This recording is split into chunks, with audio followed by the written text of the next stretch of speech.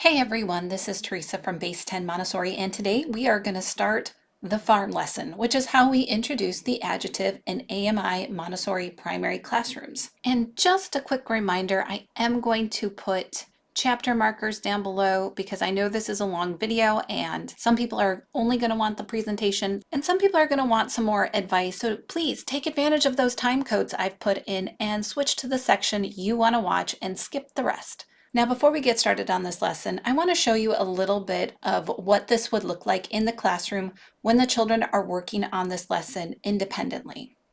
And the reason I want to show you this is because since I'm doing this video in my personal home with my personal materials, I don't have all of the farms set up. And I do want to show you what the setting would look like in a classroom atmosphere. And I think that's important since I'm working with very limited materials to show you this lesson. So with that being said, I'm going to switch over to a video from montessoriguide.org and show you what this would look like in context in the classroom. And then we're going to jump into the actual lesson.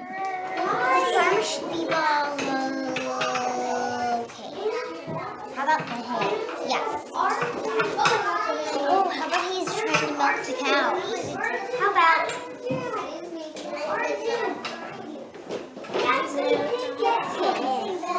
Now, where's the bottle?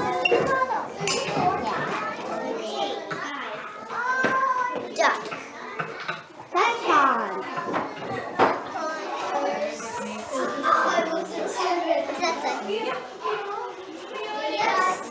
Farmer. Girl farmer. Busy farmer. Busy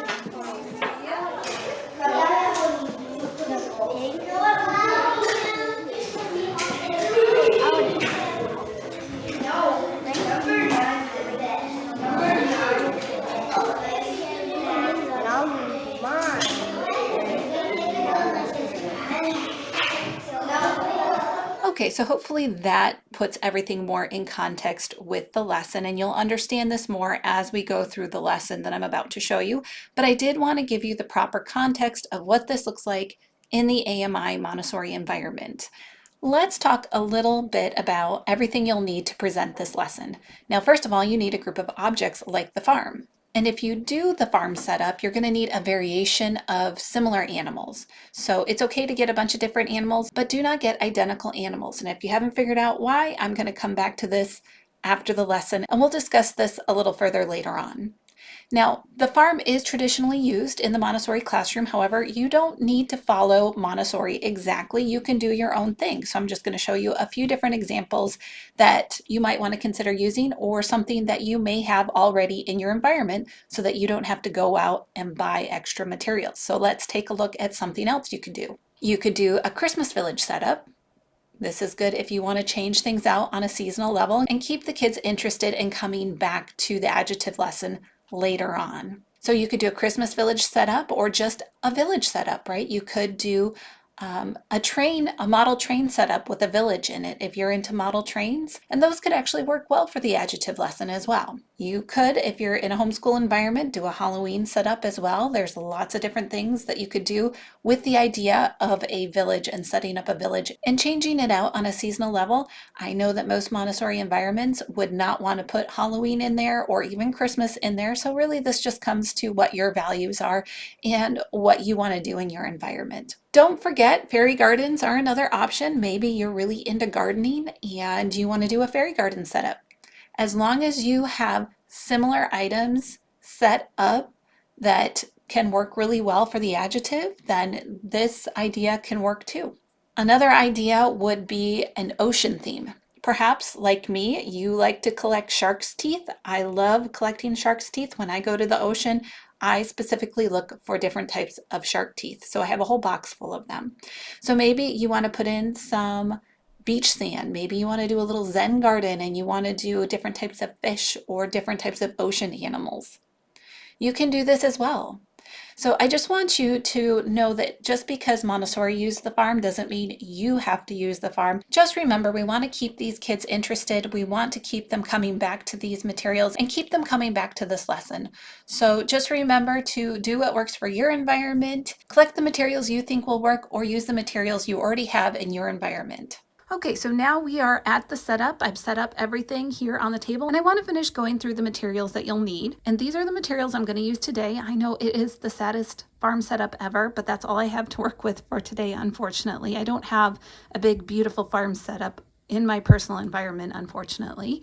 But I also wanted to show you really quick, if you want to do the beach setup, like when I lived in Florida, I loved collecting shark's teeth. So something like this that you enjoy collecting could be something you use for an adjective lesson. And of course, shells, different types of shells can go along with that. So I just wanted to show you that beach theme could totally work for an adjective lesson, especially if you live in Florida or someplace where you are picking up things along the beach constantly.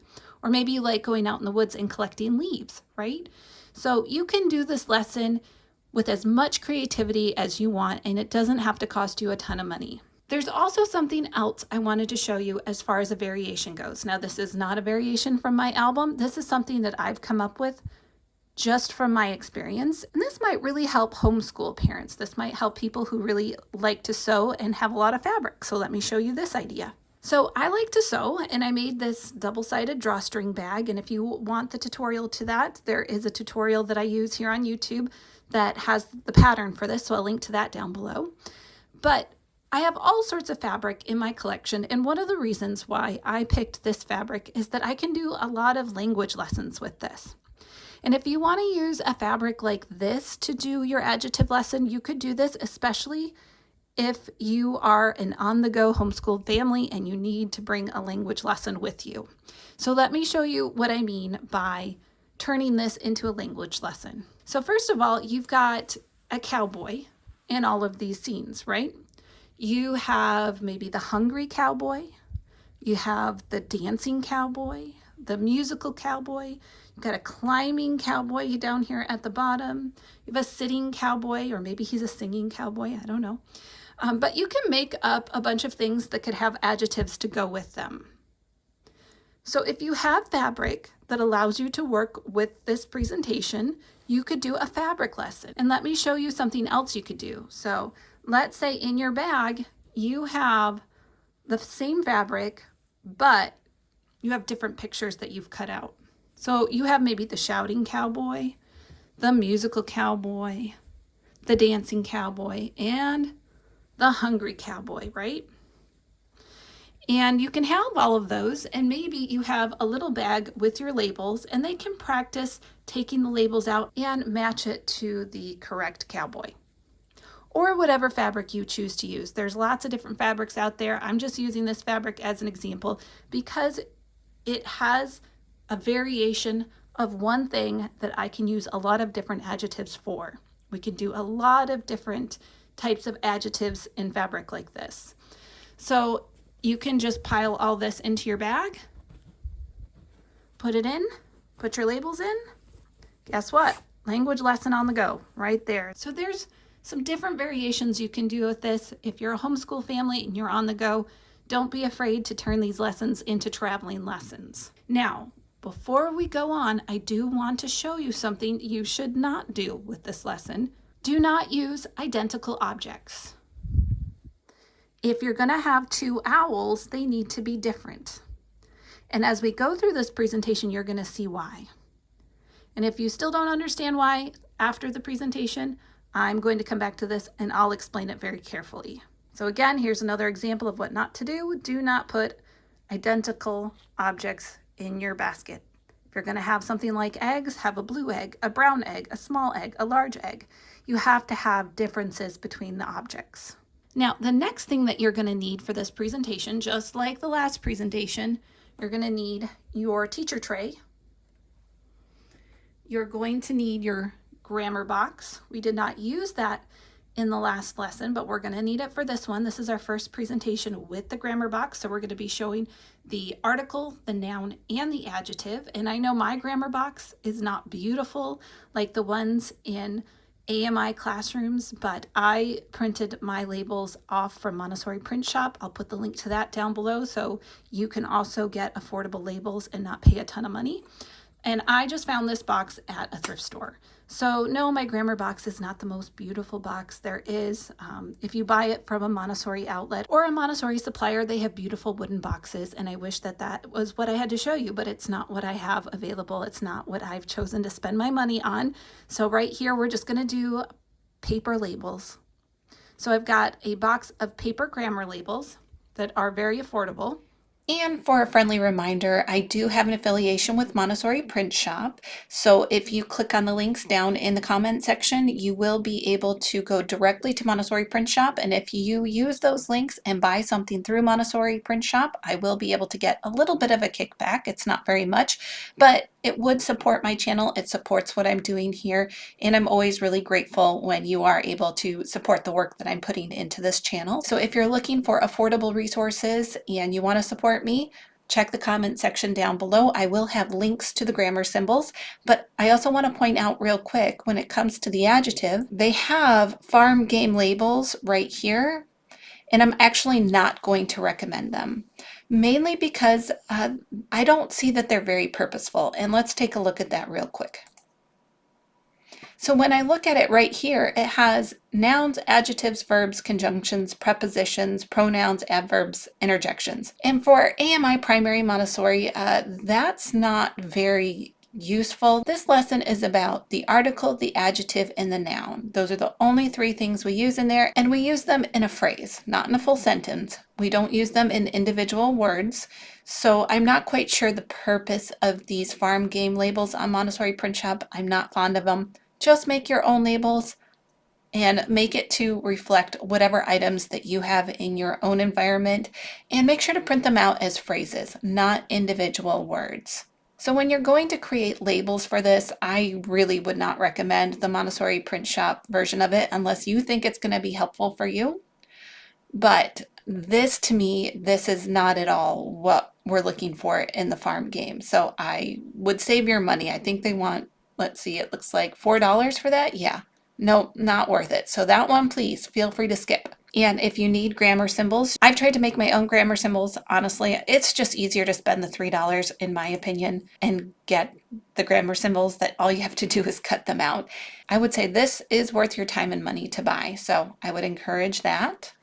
I've never actually used the 3-part cards with grammar, honestly. I would not recommend it for primary. So if you're looking at this, if you're looking at the 3-part cards that they've got with this grammar bundle, that's fine, but it's not something I would encourage in the primary environment. And the reason why is we don't use formal language like this in the primary environment. We don't say verb, we don't say article, we don't say adjective. We are describing the function of the words. We are not giving the label for the words in the primary environment. When you give the official label for the function, that's an elementary. That's going to be 6+ years old. So when it comes to these 3-part cards, I would just hold off. Have it ready. It's going to come with this $3 pack from Montessori Print Shop, but I would not introduce it into the primary environment. Just save them for later, save them for elementary. Let's switch over to the actual lesson presentation for today, where I'm going to be using a variation of horses to introduce this adjective lesson.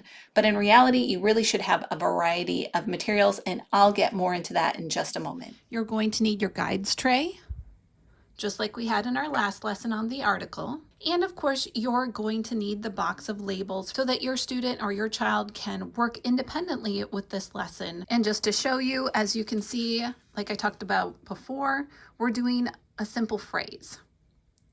We're not doing individual words and we're not doing sentences. This is just a phrase. Notice there's no capital letters in this phrase. So just something to be aware of when you print your labels. And as usual, I'm going to recommend the font Century Gothic. That's my favorite one to use for reading in the Montessori environment. So let's get started on how we would actually present this in the classroom setting. So the first step is to invite your student to set up the farm. And so we're going to get it all set up. They're going to set it up however they want. This is the really fun part that they really enjoy. So let them set it up and let them know that when they're done setting it up, they can come back to you and we're going to have a lesson.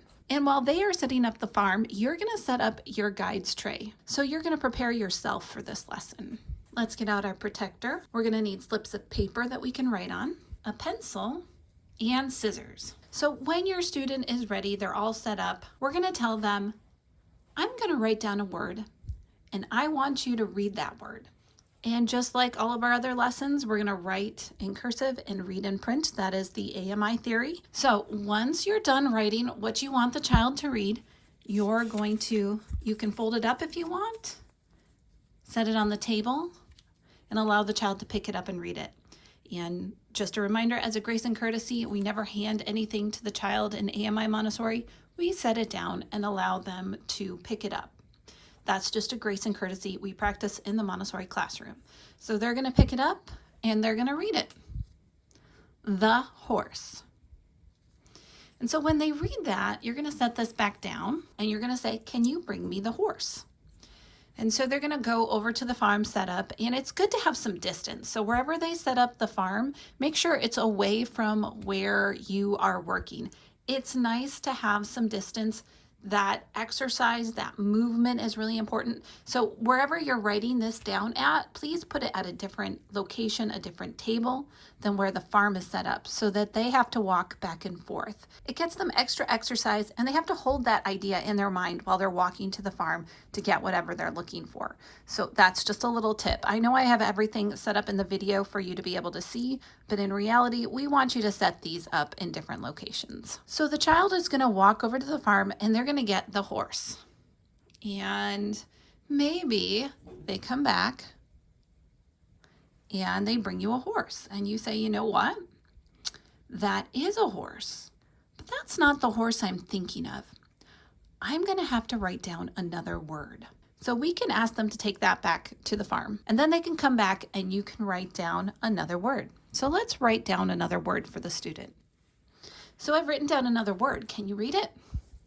And they're going to read the horse black. So when you write it down like this and they read the horse black, before they go and get the black horse, you need to stop and ask them a question. You need to say, the horse black. Does that sound right? Is that how we say that phrase? And hopefully they say no. If they say yes, you can go ahead and do the next step for them and show them that we have to change it a little bit, right? But most of the time they're going to say, no, that's not how we say it. And you'd say, well, what do we say? Right? The black horse is how we say it. So we need to change this so that it's correct. This is where you're going to get your scissors. You're going to cut the words apart.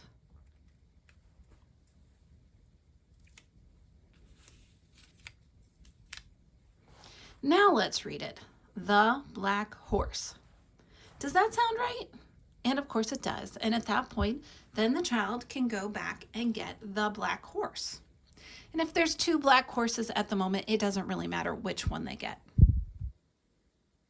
So they could bring back the black horse and put it with the correct words. And then we can move on to another one. Ideally, you're going to want to go through this about 6 to 8 times. So have enough objects out that you can repeat this lesson 6 to 8 times. Let's do one with the turtles. So again, you're going to say to the child, I'm going to write something down for you to read. So you're going to move it over, let them read it, and they're going to read the turtle. The turtle. You say, all right, well, can you bring me a turtle from the farm? And so the child will walk over to the farm and they'll grab a turtle and bring you back a turtle. And you can say, you know what? That is a turtle. But that's not the turtle I'm thinking of. Let me write down another word for you. The turtle brown. Is that how we say that? No. Let's fix it so that we can say it correctly. And now that we have written it down, let's put it in the correct order. The brown turtle. Does that sound right? Yeah. So since this is not the turtle that you're thinking of, the student can go back and place it with the farm. Here's the brown turtle. Right there. So again, you can keep going back, do the 6 to 8 times, and you can do like the small turtle, the large turtle, the green turtle, the small horse, the tall horse, the galloping horse. You can have any variety that you want, just keep it simple. And for now, we're just doing one adjective. We're not going to do the small brown horse. We haven't done more than one adjective yet. We're just going to stick with one adjective. And we're going to get into multiple adjectives in the next lesson. So we're going to have more lessons later on that show us how to combine adjectives. So for the farm game, keep it simple. One adjective: the brown turtle, the black horse, the tall horse, the small horse, the green turtle, the large turtle. So this is how we do this part of the presentation, but we have 2 more parts left. Next, we're going to do the transposition part of the lesson. And then finally, we're going to do the symbolization part of the lesson. And at the very end, we'll invite the child to work with the printed labels. So let's move on to transposition. So this is my favorite part of the lesson. This is where we are going to invite the child to transpose the words. So let's start with our first object, the horse. So we've got the black horse. All right, you know what I'm going to do? To transpose, I need to mix these words up. Let's mix them up. Okay, let's read that. The horse black. We know that's not right. That doesn't sound right, but let's switch it up again. Horse the black. How does that sound? No, that doesn't sound right at all. Let's try switching it again. Horse black the. Nope, black the horse. How does that sound? So after you've transposed it a few times, you can direct your student to put it back in the correct order and see if they can figure it out. So hopefully they'll be able to figure out it is the black horse. And then you can go on to the 6 to 8 other animals that you've done. We only did 2, but there should be about 6 to 8 animals on here or objects on here for your first presentation. And you can do this again, let's say with the turtle, right? We can transpose them. Brown the turtle. No, that doesn't sound right. Turtle brown the. And you can keep going for as long as the student is interested in doing this, and then again direct them to put it in the correct order. The brown turtle. So that is the transposition stage. It's a lot of fun. Kids usually really love mixing it up and listening to the different word orders that they can make when they transpose them. So this is something that a 5 and 6-year-old really enjoys. Now let's move on to the symbolization part. So since this is the very first time our student has worked with the grammar box, we're going to want to introduce it. And we're just going to show them that this is a box of symbols. We're going to use this with our words that we've used today. And I'm going to show you what that looks like. So we're going to open the box and show them the symbols, and we can set it down. And let's talk about our first object that I asked my student to get. And I said, well, do you remember what it was that I asked you to get from the farm? And they're going to say, yeah, it's the horse. I said, which of these words tells me what I asked you to get? Well, you asked me to get the horse, right? And we've got the horse. Yeah, I asked you to get the horse. Let's take a look at our symbols really quick. Do you see this big black triangle right here? This triangle is going to show us what it is that I asked you to get from the farm. Did I ask you to get a the, or did I ask you to get a horse? I asked you to get a horse, right? So this black triangle shows us what it is I asked you to get specifically from the farm. And between these 2 words, which one tells us how many there are of that object? Do we have just one, or do we have more than one? Is this the only one of its kind, or was there more than one? Well, it's the only one, right? The tells us that there's only one. And we learned this in our last lesson, right? So they should be pretty familiar with the fact that the is if there's only one, and we use a if there's more than one. So that was in the article lesson that came before this. So they're already familiar with that. So what you're going to show them is we have these teeny tiny little light blue symbols to tell us how many there is of that object. The one. Now we have a word left. Here's this word, right? Black. Black tells us what kind of object I asked you to get. What kind of horse? It wasn't the brown horse. It wasn't the small horse. It was the black horse. So when we're talking about what kind of object we're going to get, we've got another triangle here. And the triangle, this one's a little bit bigger than the light blue and a little bit darker. So that's going to tell us what type of object I asked you to get. And then we do this again for the next object. All right, We've got our turtle here. Which word tells us what I asked you to get specifically from the farm? Did I ask you to get a brown, or a turtle? I asked you to get a turtle, right? And so we're going to use this great big black triangle to tell us what it is you got from the farm. Now, what tells us if there's only one of them that I asked you to get? Right here, right? So that's going to get that light blue one. And of course, what tells us the type of turtle that I asked you to get? What tells us if I wanted you to get the green turtle or the brown turtle? Right here, right? Brown. So we're going to get our dark blue triangle and put it right there. So again, you're going to have 6 to 8 of these objects on the table, and you're going to symbolize all of them. Once you're done with that, then you can show the child to stack the symbols together, stack them on top of each other, place them back in the box. I know my box is kind of messy. I apologize. I don't have the beautiful grammar box.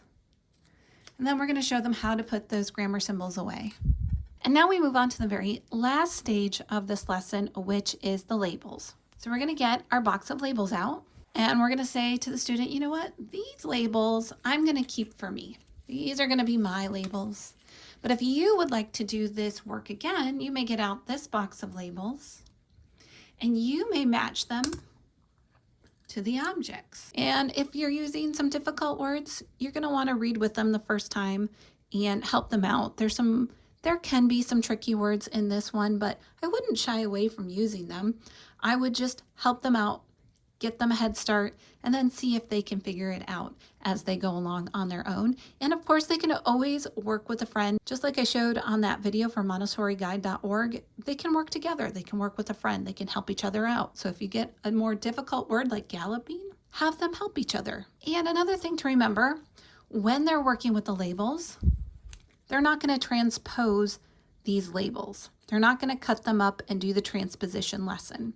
They are going to symbolize them so they can get out the grammar box and they can symbolize the phrase, but we're not going to have them cut them up and transpose. Now, if they do want to transpose this lesson, what they can do is get out some paper, write it down on their own, get the scissors out, cut the words apart, and they can transpose them as much as they want on their own piece of paper. So don't be afraid to turn this into a writing lesson if they want to transpose this. It just adds a little more work on for them, and that's a great thing. So they're going to take their labels one at a time. They're going to match them to the animal, and if they want, when they're done, they can write them separately and transpose them. If they don't want to do a separate transposition lesson on a separate piece of paper, they can just get out the grammar box and symbolize. And that is the entire lesson. Now, just a note, if you're wondering why I have yellow labels, there's no purpose to it. It's simply that the paper that I had in my printer when I was printing these labels was yellow instead of white, and I forgot to change it. So there's no purpose to the yellow labels. Feel free to use white paper. I know some people out there who are really detail oriented might think you need yellow paper, and I just want to say no. The yellow paper was just my fault because I forgot to change the color of paper that was in my printer. It has nothing to do with the fact that it matches the grammar box. That was a happy accident that they match. So there's no purpose to the color yellow in either of these things. And let's get back to that discussion that I had earlier of why we can't use identical objects. I hope that you've figured that out by now, right? But if you haven't, let's do a little demonstration. So if all you have are identical objects, and you're doing this farm game, this adjective game, and you're writing down the owl, and they bring you an owl, and you say, oh, that is an owl, but that's not the one I'm looking for, how are you going to differentiate what you're looking for, right? They have to be different. So we want to make sure that when we are doing this lesson, there's a difference between the objects. The purpose of this lesson is to show the function of the adjective, to describe or qualify a noun. And if we make no variations between our nouns, then this lesson doesn't have the purpose, right? It doesn't have any purpose to it because they're both the white owl, the spotted owl. And so this lesson doesn't work when you're using identical objects because you're going to ask them to go back. And one of the reasons why this is important to start doing this is because when we move on to the detective adjective game, we're going to use our adjectives like clues. All right, well, you didn't find what I looked for. Let me write down another word. Or we could say, let me write down another clue so that you can figure out how to solve this puzzle. So we're going to start using this idea of a clue with our adjectives to figure out what's different between objects.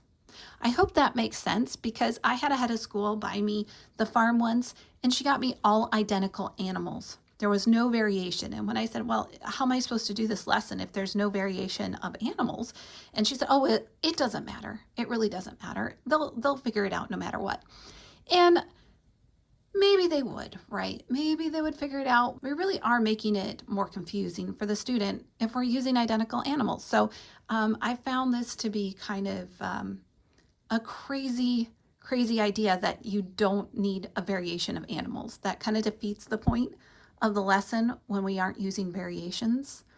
And we really need to make sure that things look different. So hopefully that makes sense. If there is something that didn't make sense, make sure to comment down below. And that's all I have for this lesson. This is how we present the adjective. And next lesson is going to be the logical adjective. And there's 2 parts of that lesson. And then after that, we're going to get into the detective adjective, which is one of my favorite games. So we've got 2 more videos on the adjective to come, and then we're going to move on to the conjunction. And as I've stated before, I already have a lesson on the preposition out there, so that's available for you to look at so you can kind of see where we're going. So that's all I have for you today. Don't forget to like, share, comment, and subscribe to the channel, and I will see you in the next video.